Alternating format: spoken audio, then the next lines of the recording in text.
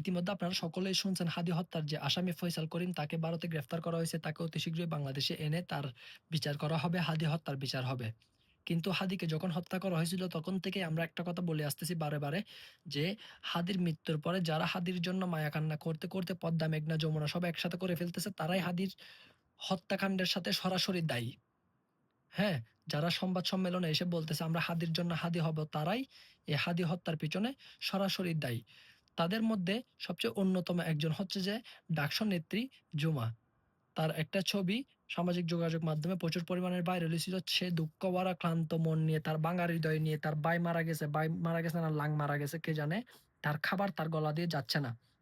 হ্যাঁ, এবং হাদির হত্যার পরে সে বারবারে সংবাদ সম্মেলনে এসে তার সামাজিক যোগাযোগ মাধ্যম Facebook অ্যাকাউন্টে বা বিভিন্ন জায়গায় এসে প্ল্যাটফর্মে এসে সে বারবার বলতেছিল, বারবার এটার প্রতিবাদ করতেছিল, বারবার একের পর এক বিবৃতি, একের পর এক বিবৃতি দিয়েই যাচ্ছে, হ্যাঁ? কিন্তু আজকে সবচেয়ে একটা ইন্টারেস্টিং ব্যাপার হচ্ছে যে হাদির এই আসামি ফয়সাল করিমকে যখনই ভারতে গ্রেফতার করা হইছে এই নিউজটা সব জায়গায় ছড়িয়ে পড়ছে। যখনই থেকেই সব জায়গায় ছড়িয়ে পড়ছে যে হাদির আসামিকে অতি শীঘ্রই বাংলাদেশে এনে তার বিচার করা হবে তখন থেকেই এই জুমার ফেসবুক অ্যাকাউন্ট ডিএক্টিভেট। জুমা তার ফেসবুক অ্যাকাউন্ট অফ করে দিছে। আজকের এই তাদের জন্য একটা খুশির সংবাদ এটা। হাদির আসামিকে ধরা হয়েছে, তার বিচার করা হবে। এটা একটা তাদের জন্য খুশির সংবাদ। কিন্তু তাদের আজকে কি করার প্রয়োজন ছিল? এই জুমার আজকে সংবাদ সম্মেলনে এসে তাই সে একটা আনন্দের একটা মুহূর্ত তাদের এই মুহূর্তটা তার উপভোগ করার প্রয়োজন ছিল। তার Facebook আইডি বা তার Facebook এর লাইভের থেকে এসে সে এগুলা মানুষের সাথে তার আনন্দটা শেয়ার করার প্রয়োজন ছিল। কিন্তু সে কি করছে? তার Facebook অ্যাকাউন্ট ডিএক্টিভেট করে দিছে। কেন?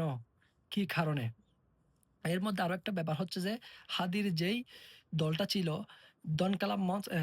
ইনকালাব মঞ্চ। এই ইনকালাব মঞ্চের যেই সদস্যগুলা ছিল তাদেরকে তো দেখছেন হাদির মৃত্যুর পরে বিভিন্ন জায়গায় ভাঙচুর, লুটপাট যা করার করছে। বাংলাদেশের যত ধরনের 'প্রথম আলো' জ্বালাই দিচ্ছে, ধানমন্ডি ৩২ এই সেই ডেইলি স্টার যাই হোক যা করার করছে যত তাণ্ডব চালাইছে। কিন্তু আজকে যখন হাদির আসামিকে ভারতে গ্রেফতার করা হইছে এই খবরটা সামাজিক যোগাযোগ মাধ্যমে ছড়িয়ে পড়ছে তখন থেকেই তাদের কোনো আওয়াজ শব্দ নাই। তাদের কোনো রেসপন্স ছিল না। সাথে কোনো রেসপন্স ছিল না। তাদের রেসপন্স হইছে অনেক পরে। হ্যাঁ, অনেক পরে যাই না তারা ওই যে মিছিল বের করতেছে, এটার বিরুদ্ধে প্রতিবাদ করতেছে, তাকে আনা হোক, তাকে এই করা হোক, সেই করা হোক এগুলা বলতেছে। হ্যাঁ, কেন?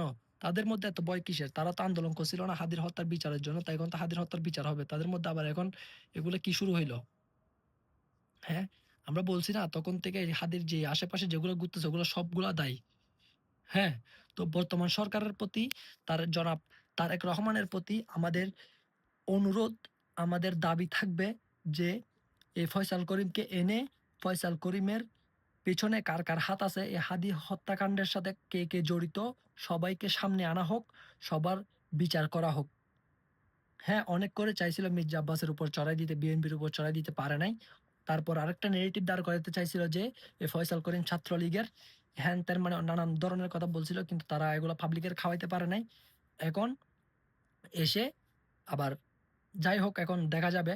এখন যেহেতু নতুন সরকার বসছে, এখন নতুন সরকারের কাছে আমাদের সবার দাবি, সবার এই একটাই দাবি, আপনি এটার বিচার সুষ্ঠুভাবে বিচার করবেন এবং এটার পিছনে কে আছে, কারা আছে সবাইকে আইনের আওতায় আনবেন এবং সবার সামনে তাদের যে ভদ্রতার মুখোশ পরে বসে আছে, এই মুখোশগুলা টেনে খুলবেন।